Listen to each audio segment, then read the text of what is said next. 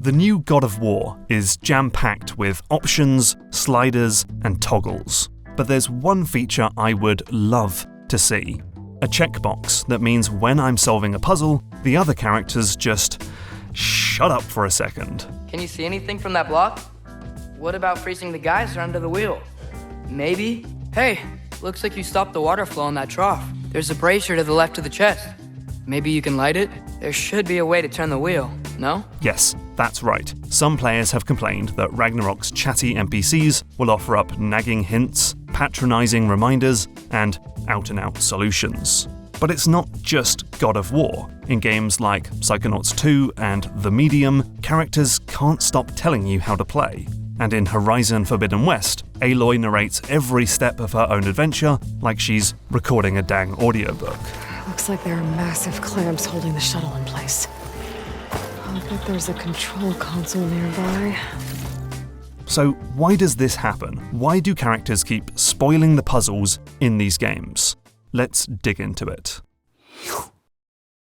For one thing, remember my video on combining multiple genres? Ragnarok is primarily a combat-focused action game, and so the puzzles are just palate-cleansing moments of downtime between the fight scenes to help set the pace. So these hints help you move through the puzzles more quickly to get back to the real gameplay. Also, recent PlayStation games have been dedicated to accessibility, and these hints can be seen as a way of helping out players with, say, cognitive impairment. But according to the developers I talked to for this video, the biggest reason for their existence comes down to playtesting.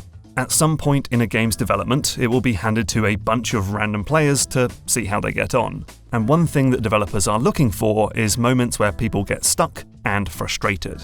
Now this could happen for many reasons, but on a game like God of War, a common cause is that while a puzzle was simple to figure out when the world looked like a bunch of grey cubes, it's a lot harder to read now that all of the pretty visuals have been put in.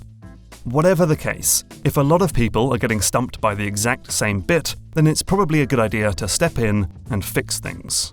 Often the best solution is to, well, revise the design, to perhaps tweak the layout, improve the visual clarity, or change the way the camera frames things. For example, in Metroid Prime, the devs found that testers would often get stuck in rooms that had morph ball tunnels simply because they didn't notice them.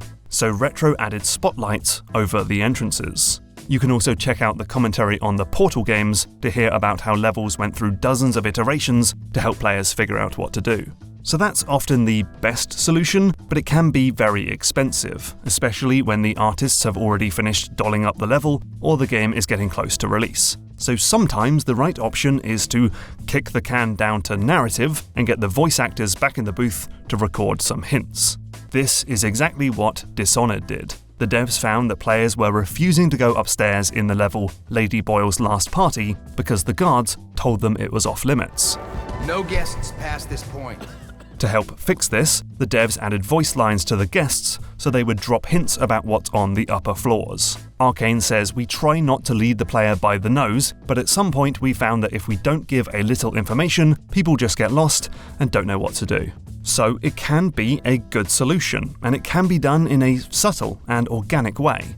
But that's not how I would describe the hints in God of War. Characters provide solutions before you've even had a chance to survey the layout. They repeat the same dialogue lines over and over, and they explain things in a way that's so patronizing it makes Fi seem standoffish. Not quite right. That was close. Try again. So I think there's a bit more to it than just that. And the ultimate culprit is the sheer scale of this game. God of War is likely the year's most expensive release. It is a massive, blockbuster showcase for the PlayStation 5. It's a AAA game, as they're sometimes called. And with that status comes a lot of extra pressure.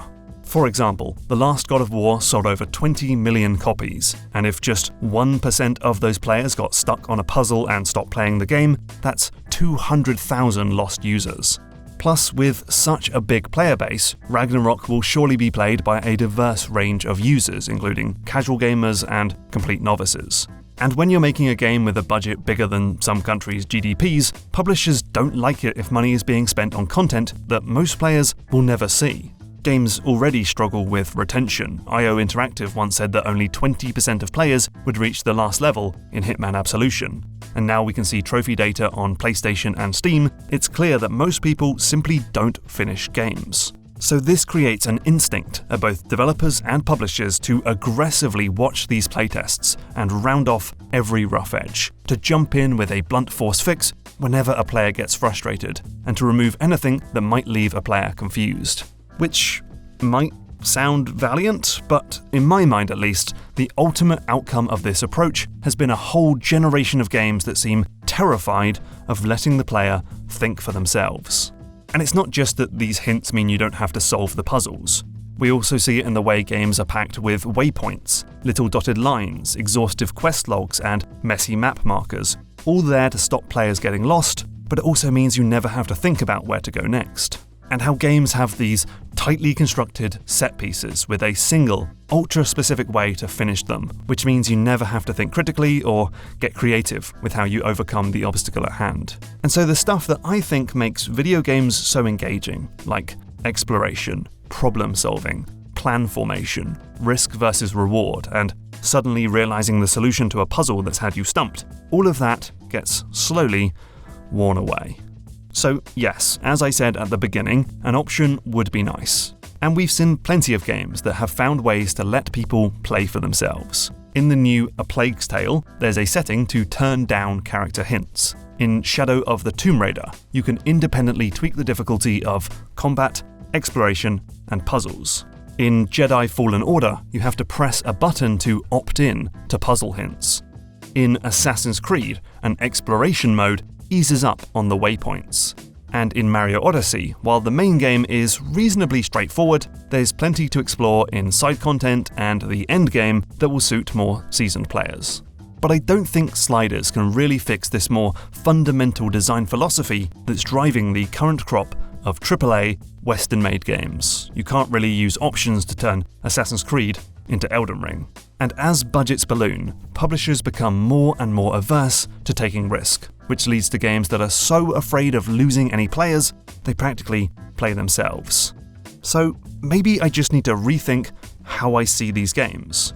AAA games are like Marvel movies. Great fun if you just want to turn your brain off for a while and soak in the spectacle. And on those merits, God of War is an absolute gem. But if you want to actually engage your brain, you're probably going to have to look elsewhere, most likely to indie games like Return of the Obra Dinn, Outer Wilds, Immortality, and Tunic. Let me know what you think in the comments down below. This was also my first stab at a sort of GMTK mini, a short, scrappy video I can use to comment on the current game design discourse. Good? Bad? Let me know.